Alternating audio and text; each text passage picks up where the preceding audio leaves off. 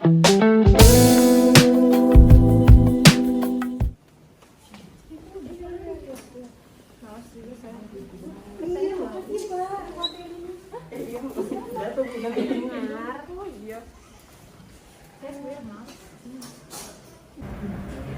siang dokter, suster, dan juga bapak dan ibu warga RT 05 yang saya banggakan. Pada kesempatan hari ini ada dokter Eva dan juga nurse Ellen yang bakal melakukan penyuluhan terkait pentingnya gizi pada 1000 hari pertama kehidupan. Kiranya kegiatan ini dapat bermanfaat bagi kita semua ya. Terima kasih Bu. Baik, selamat siang Bapak dan Ibu sekalian. Perkenalkan, nama saya Dr. Eva dan saya ditemani oleh Nurse Ellen. Perkenalkan, saya Nurse Ellen. Jadi, kami di sini akan melakukan penyuluhan kepada Bapak dan Ibu mengenai 1000 hari pertama kehidupan atau sering disebut dengan 1000 HPK. Nah, nanti di akhir sesi saya akan membuka sesi pertanyaan ya. Jadi, bagi Bapak dan Ibu yang memiliki pertanyaan, nanti silakan ditanyakan.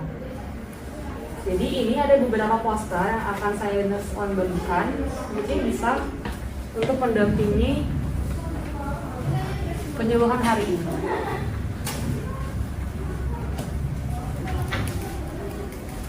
Baik, selagi membaca, mungkin Bapak dan Ibu sekalian bisa sambil mendengarkan penyuluhan dari saya dan Nurse Ellen ya. Jadi penyuluhan ini diawali dengan apa itu 1000 hari pertama kehidupan. Apakah Bapak dan Ibu sudah pernah mendengar apa itu 1000 hari pertama kehidupan? Belum. Baik, mungkin belum ada ya. Jadi 1000 hari pertama kehidupan itu merupakan masa yang sangat penting ya Bapak dan Ibu untuk pertumbuhan dan perkembangan anak. Nah, jadi 1000 hari pertama kehidupan itu dihitung sejak anaknya masih di dalam kandungan. Jadi masih berupa janin sampai anaknya lahir hingga berusia 2 tahun. Baik, jadi 1000 hari pertama kehidupan itu selain disebut sebagai masa kritis, masa ini juga disebut sebagai periode emas. Kenapa? Karena ini merupakan kesempatan emas bagi para orang tua untuk memaksimalkan pemenuhan gizi dan perlindungan kesehatan anak, bahkan sejak dalam kandungan. Jadi fungsi dari 1000 hari pertama kehidupan adalah untuk fondasi tumbuh kembangnya sampai dewasa nanti. Ya, betul sekali ya Bapak dan Ibu yang disampaikan oleh Miss Ellen. Jadi kita tahu bahwa 1000 hari pertama kehidupan bagi anak kita itu sangat penting. Untuk Bapak dan Ibu yang mungkin memberikan gizi yang cukup, nutrisi yang cukup pada 1000 HPK, itu dapat mendorong pertumbuhan dan perkembangan anak yang berkualitas. Tapi sebaliknya, jika pada 1000 hari pertama kehidupan, nutrisi atau mungkin gizi dari anak Bapak dan Ibu tidak mencukupi, itu dapat berdampak buruk, bahkan bisa sampai dampaknya jangka panjang. Itu bisa mempengaruhi kecerdasan anak-anak kita, kemudian berat badannya juga bisa tidak seperti bayi normal pada umumnya. Kemudian bisa juga anak tersebut menjadi rentan terkena penyakit tidak menular seperti misalnya diabetes, hipertensi, dan lain sebagainya. Baik, dan 1000 hari pertama kehidupan ini juga merupakan masa penting dan masa-masa ini tidak akan terulang pada kelompok usia lain. Jadi kalau Bapak dan Ibu ini terlewat masa-masa ini, bisa anak Bapak Ibu ini bisa memiliki resiko terkena penyakit berbahaya. Contohnya seperti stunting. Baik, selanjutnya Bapak dan Ibu jadi sudah mengerti ya apa pentingnya 1000 hari pertama kehidupan untuk anak-anak Bapak dan Ibu sekalian. Selanjutnya saya akan menjelaskan terkait apa saja sih yang perlu dilakukan atau perlu diperhatikan selama 1000 hari pertama kehidupan anak-anak kita. Jadi yang pertama tentunya selama kehamilan ibu-ibu sekalian perlu memperhatikan nutrisi. Jadi nutrisinya harus tercukupi dengan makan makanan yang bergizi. Kemudian selain mencukupi nutrisi, Bapak dan Ibu sekalian, terutama ibu-ibu yang sedang hamil ya, itu perlu memperhatikan kecukupan atau kebutuhan hariannya seperti asam folatnya, kemudian zat besinya, bisa juga kalsium. Karena hal tersebut penting untuk perkembangan janin. Nah, jika itu tidak bisa didapatkan dari makanan, mungkin bisa dibantu dengan suplemen yang nanti harus dikonsultasikan juga ke dokter kandungan ibu-ibu sekalian. Dan yang penting selanjutnya, ibu-ibu yang sedang mengandung nih, jangan sampai stres ya ibu-ibu. Hindari stres, karena itu bisa mempengaruhi perkembangan otak saat anak kita lahir nanti. Dan yang selanjutnya tentunya, hindari merokok, minum minuman beralkohol, kemudian juga hindari itu obat-obat yang dilarang oleh dokter. Baik, saya juga memiliki tips-tips untuk mendukung 1000 hari pertama kehidupan dari rentang usia anak baru lahir hingga sampai 2 tahun. Jadi, ASI atau air susu ibu menurut Asosiasi Dokter Anak Amerika memiliki ASI ini memiliki manfaat untuk meningkatkan perkembangan saraf dan juga mengurangi risiko penyakit tertentu pada anak. Ya, silakan Pak. Jadi gini nurse sama dok, saya kan istri saya tuh baru kabur ya dari rumah saya 2 minggu lalu. Jadi bisa dibilang nih saya single father lah ya sekarang. Dan saya kan nggak bisa dong ngasih ASI ke anak saya.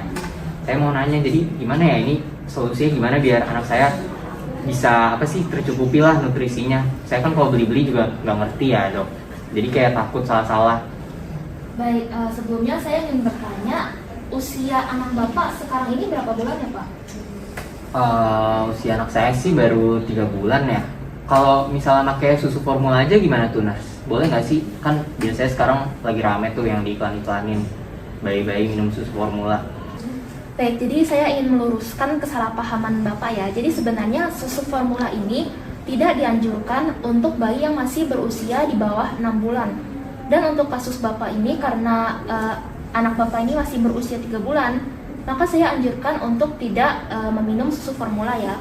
Namun sekali lagi Bapak bisa konsultasikan dengan dokter karena kebutuhan gizi setiap bayi itu berbeda-beda. Jadi Bapak bisa konsultasi lagi dengan dokter. Dan jika kalau misal ada bayi yang memiliki kondisi medis tertentu, mungkin diperbolehkan susu formula seperti itu. Dan juga solusi untuk Bapak yang memang tidak bisa memberikan asupan ASI, Bapak bisa membeli ASI donor. Aman gak tuh dok? Oke, jadi ASI donor itu sebenarnya ASI yang memang didapatkan dari ibu yang ingin mendonorkan ASI. Dan untuk ASI donor ini sebenarnya tenang saja Pak, ASI donor ini tuh sudah dilegalkan dan menurut peraturan perundang-undangan ini memang sudah legal. Jadi untuk ASI donor ini memang didapatkan dari ibu yang sudah dilalui pengecekan dengan jelas untuk memastikan bahwa ASI yang didonorkan ini sudah aman. Dan untuk identitas dan juga latar belakang dari ibu ini sudah jelas. Baik, terima kasih ya nurse dan dok atas klarifikasinya. Baik, jadi terima kasih kepada Bapak yang tadi sempat bertanya. Sekarang saya akan melanjutkan sesi pemaparan materi yang tadi sempat terpotong. Jadi untuk tips-tips mendukung 1000 hari pertama kehidupan pada anak yang rentang usianya itu di atas 6 bulan sampai 2 tahun. Jadi Bapak Ibu ini pertama-tama bisa memberikan makanan pengganti ASI yang bernutrisi lengkap. Seperti makanan yang memiliki karbohidrat, protein hewani dan nabati, sayur mayur, dan juga lemak tambahan. Dan terakhir, Bapak dan Ibu juga dapat menjaga lingkungan anak agar anak itu tetap tumbuh di lingkungan yang sehat dan juga penuh kasih sayang. Karena kesehatan mental itu juga tidak kalah penting ya Bapak dan Ibu. Dan contoh nyatanya itu seperti jika Bapak dan Ibu ingin terus menjaga kesehatan fisik anak, Bapak dan Ibu bisa terus mengecek anak dan juga memberikan imunisasi gratis yang memang sudah tersedia di puskesmas terdekat. Baik, itu dia sesi pemaparan dari saya dan Mas Ellen. Selanjutnya saya akan membuka sesi tanya jawab ya Bapak Ibu. Apakah dari Bapak Ibu sekalian ada yang memiliki pertanyaan? Dipersilakan untuk angkat tangan. Lagi ngomongin apa sih ini? Saya nggak pernah dengar tuh yang namanya 1000 hari pertama kehidupan. Iya nih, saya juga nggak pernah. Kalian masa ngomong aja kali. Informasi nggak benar aja disebar-sebar. Tahu dari mana nih sumbernya? Hoax kali ya? Iya, anak saya juga sehat nih. Badannya jadi gemuk kok. Iya nih, anak saya juga nggak pernah tuh gitu-gituan. Nggak apa-apa ya anak kita mah ya? Iya, udah mana sih saya tiap hari kerja, pulang malam capek-capek. Ya saya ngerekrut orang lah buat ngurusin anak saya. Mau dikasih makan apa ya terserah dia, saya nggak peduli. Bener nih, suster sama nurse tuh kayak orang-orang kaya nggak sih? Lihat aja tuh gayanya tuh, orang-orang berada. Sumpah gajinya gede kan pasti. Iya, pasti.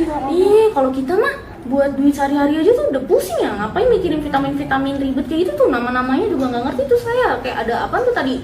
Stunting, apaan dah stunting? Iya bener Bu. Iya nih. Iya nggak nih ibu-ibu nih? Parahnya juga tuh, nggak ngerti kan? Iya betul, udahlah. Yang kayak ginian mah nggak perlu, bikin pusing aja. Tahu nih. Baik, maaf ya sebelumnya, harap tenang ya ibu-ibu sekalian. Jadi saya dan Nurse Ellen di sini melakukan penyuluhan tujuannya baik supaya nanti anak-anak ibu yang telah lahir maupun yang masih sekarang dalam kandungan nanti bisa sehat sampai usianya besar. Jadi untuk yang tadi ibu sampaikan, ASI itu sangat penting Bu diberikan kepada anak-anak karena ASI itu mempunyai kandungan yang kompleks, kandungan yang tidak dimiliki pada susu formula. Jadi memang ASI itu tidak bisa digantikan dengan susu formula kecuali dengan adanya konsultasi khusus kepada dokter. Tapi anak saya sehat-sehat aja kok nih, gemuk malahan. Bener tuh, saya malah ngeliat ya anak Ibu Nani tuh yang pakai ASI. Ih, anaknya kurus banget itu mah, serem saya ngeliatnya kayak itu mah kayak aduh, nggak bisa ya pakai susu formula nih, gendut-gendut aja nih. Tuh lihat anak saya masih sehat-sehat aja ya kan, lucu ya. Oke, harap tenang ya Ibu. Jadi sebenarnya kalau anak Ibu itu terlalu gemuk, itu juga nggak baik Bu, karena bisa menghambat anak pas sedang merangkak atau sedang berlari atau sedang berjalan. Jadi sehingga anak Ibu itu bisa jadi sulit bergerak Bu kalau massa tubuhnya itu berlebihan. Dan memang saat ini kualitas susu formula itu sudah berkembang pesat, tetapi ASI itu tetap yang terbaik ya Bu, karena ASI itu sudah memiliki kandungan-kandungan khusus yang memang sudah disesuaikan oleh tubuh untuk kesehatan bayi dan mendukung perkembangan bayi juga Bu, karena ASI itu memiliki komponen antimikroba untuk kekebalan tubuh bayi, seperti itu Bu. Oh gitu ya Nars. Tapi nih kalau masalah kerja gimana nih? Masa iya nih anak saya mau minum susu harus nunggu saya pulang kerja dulu? Waduh repot kan tuh. Saya harus mau gak mau tuh harus pakai susu formula, gimana lagi dong? Baik Ibu, saya mengerti posisi Ibu. Mungkin Ibu saat ini sedang bekerja kemudian kesulitan untuk memberikan ASI kepada anaknya. Namun jika seperti itu solusinya mungkin Ibu bisa menggunakan ASI donor ya Bu, atau mungkin Ibu bisa menampung ASI. Saat Ibu di rumah, Ibu tampung dulu ASINya, kemudian saat Ibu bekerja, anak tersebut diberikan ASI yang telah ditampung, seperti itu Bu. Oh gitu ya. Udah deh, kapan-kapan saya coba. Iya, nanti saya coba bilangin ke Neni di rumah juga deh. Dok, saya mau tanya. Tadi tuh kalau nggak salah saya dengar ada kata stunting. Stunting itu apa ya Dok? Baik Ibu, terima kasih atas pertanyaannya. Stunting ini merupakan hal yang sangat penting ya untuk kita ketahui bersama. Jadi stunting itu adalah salah satu masalah kurang gizi Bu. Jadi stunting bisa disebabkan karena asupan gizinya kurang dalam waktu yang cukup lama. Stunting itu bisa terjadi karena pemberian makanannya tidak sesuai dengan kebutuhan gizi. Nah, stunting ini bisa terjadi mulai saat masih janin. Namun tampaknya atau baru nampak saat anak berusia 2 tahun biasanya. Cara taunya gimana Dok? Apakah ada tanda-tanda tertentu? Nah, biasanya ada tanda-tanda tertentu Bu. Yang biasa terlihat itu adalah tinggi badan anaknya tidak normal atau kurang. Dan pada umumnya, anak yang mengalami stunting itu masuk kepada kategori balita pendek. Dan tidak jarang pertumbuhan dan perkembangan anak tersebut juga terganggu. Begitu Bu. Terus cara nyembuhinnya gimana kalau misalnya anak saya kena stunting? Saya takut banget anak saya kena stunting Dok. Baik, saya izin menjelaskan ya Bu. Karena stunting ini berhubungan dengan gizi, maka tentunya harus dilakukan perbaikan gizi Bu. Nah, alangkah baiknya tapi jangan sampai terjadi dulu baru kita mengobati. Namun kita harus mencegah sejak dini Bu kemungkinan stunting pada anak kita. Pencegahannya dapat dilakukan dengan menerapkan apa yang tadi telah saya sampaikan terkait 1000 hari pertama kehidupan. Oh gitu ya Dok. Iya Bu, misalnya selama hamil harus makan makanan bergizi, kemudian memeriksa kehamilan, memberikan imunisasi dasar jika bayinya telah lahir, dan lain sebagainya. Oh gitu. Apakah sudah jelas Bu? Sudah jelas, makasih ya Dok. Maaf Dok, Nurse, saya izin bertanya. Kan sebelumnya sudah disebutkan mengenai stunting. Kalau supaya gizi bayi tetap penuhi, kita harus memberikan cakupan gizi yang cukup. Nah, saya jadi kepikiran kan saya ini hamil muda dan masih bekerja ya. Saya ini belum sempat untuk belajar masak. Nah, kalau misalnya untuk pemberian saat empasi saya beri bubur instan saja itu boleh gak ya? Iya dok, Nars, apalagi lebih mudah kalau bubur instan ya. Kayak lebih gampang masih lebih praktis. Oke Bu, jadi sebenarnya bubur instan itu tidak dianjurkan untuk anak yang masih berusia di bawah 6 bulan ya Bu, karena seperti yang telah kita ketahui itu kan bubur instan memiliki zat pengawet ya Bu. Jadi memang lebih dianjurkan untuk menggunakan makanan pengganti ASI seperti itu Bu. Oh begitu ya Nars, ya sudah deh nanti saya akan coba belajar untuk masak supaya anak saya bisa makan makanan yang sehat dan bergizi. Ya, sama-sama Bu. Baik, untuk Bapak Ibu yang lain, apakah masih ada pertanyaan? Mohon maaf Ibu, apakah Ibu masih ada yang ingin ditanyakan? Ya ampun dok, gini ya, saya ini kan wanita karir ya dok. Saya ini sibuk gitu, mana sempat gitu buat aksi. Apalagi saya tuh merasa stres dan kayak kesel gitu dok sama kehamilan saya. Baik Ibu, memang yang saya lihat Ibu ini senang bekerja ya Bu, bahkan wanita karir ya? Bukan lagi, saya ini seorang manajer dok. Baik Ibu, saya mengerti posisi Ibu sekarang, bahwa Ibu mungkin kekurangan waktu untuk mempersiapkan ASI seperti itu ya Bu? Iya, saya sih rencananya ya dok, saya tuh mau pakai susu formula. Gak apa kan? Baik Bu, saya izin bertanya sebelumnya, apakah tadi Ibu sempat mendengarkan apa yang saya dan Nurse El sampaikan tentang 1000 hari pertama kehidupan? Gimana ya dok, sus, nurse? Dari tadi tuh saya tuh ngecek email saya, jadi banyak pesan masuk gitu. Maaf ya. Baik Ibu, tidak apa-apa Ibu. Dengan Ibu hadir di sini saja sebenarnya sudah menunjukkan bahwa sebenarnya Ibu punya usaha untuk menjaga atau menjaga kesehatan anak Ibu. Namun mungkin kondisi Ibu sekarang membuat Ibu kesulitan ya untuk membagi waktu. Ya mau gimana lagi ya, saya ini udah dikasih anak gitu. Ya tetap harus lah ya dipikirin. Jika begitu, saya izin menjelaskan ulang ya Bu, beberapa hal yang tadi saya sampaikan. Oke deh, saya dengerin. Baik, bahwa tadi saya dan Miss Ellen itu sempat menjelaskan tentang 1000 hari pertama kehidupan, di mana itu masa yang penting bagi seorang anak, dimulai dari saat anaknya masih di dalam kandungan ibunya sampai berusia 2 tahun. Nah itu kebutuhan gizinya perlu dicukupi karena akan mempengaruhi perkembangan anak tersebut. Gimana ya? Saya tuh bingung gitu dok. Saya tuh kan banyak perjalanan bisnis ya. Saya tuh harus keluar kota. Terus kalau misalnya saya buat ASI ribet gitu. Gimana caranya saya bisa ngasih ASI tanpa saya tuh harus ada di situ dok? Baik Ibu, saya mengerti posisi Ibu. Dan tadi mungkin Nurse juga sudah sempat jelaskan ya kepada Ibu di situ, kemudian kepada Bapaknya juga. Di kondisi Ibu seperti itu, mungkin Ibu bisa melakukan alternatif lain. Ibu bisa tuh menyimpan ASI-nya. Caranya itu nanti Ibu sebelum mungkin bepergian jauh, Ibu tampung dulu ASI-nya. Kemudian disimpan ke wadah kaca yang sudah steril ya Bu tentunya. Nah nanti itu ASI-nya bisa disimpan ke dalam freezer. Nanti saat mungkin Ibu berpergian, Ibu bisa menitipkan kepada keluarga untuk memberikan ASI tersebut kepada anaknya. Tapi caranya sebelum diberikan tentunya harus dipanaskan dulu. Nanti ASI-nya diletakkan di dalam wadah air panas. Kemudian nanti bisa diberikan kepada anaknya.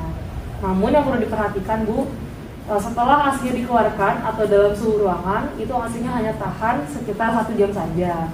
Jadi segera harus diberikan kepada bayi. Ya udah deh, saya coba deh ya. Saya soalnya nggak mau anak saya kenapa? Ya, tentunya semua orang tua ingin seperti itu. Terima kasih Bu atas pertanyaannya. Baik, terima kasih Bapak dan Ibu yang sudah bertanya. Apakah Bapak dan Ibu lain masih ada yang memiliki pertanyaan? Ada dok. Baik, saya rasa cukup dan sudah mengerti semua ya. Saya harap Bapak dan Ibu bisa menerapkan apa saja tadi yang telah saya sampaikan tentang 1000 hari pertama kehidupan, bahwa penting menjaga kecukupan gizi anak kita semua dari janin sampai terutama berusia 2 tahun, karena itu merupakan masa perkembangan organ-organ vital anak-anak kita. Dan jika tidak tercukupi gizinya, itu dapat berdampak buruk, bahkan dampaknya jangka panjang. Jika seperti itu, mungkin untuk penyuluhan hari ini kita cukupkan, Nurse. Nah, semoga apa yang tadi saya sampaikan dapat bermanfaat dan dapat kita terapkan bersama. Untuk selanjutnya mungkin boleh ditutup oleh Ibu RT yang tadi mau buka juga ya. Baik, sebelumnya terima kasih kepada Dr. Eva dan juga Suster Ellen atas pemaparan yang luar biasa, dan terima kasih untuk Bapak dan Ibu atas perhatiannya. Kiranya kegiatan ini dapat bermanfaat bagi kita semua ya. Terima kasih. Terima kasih.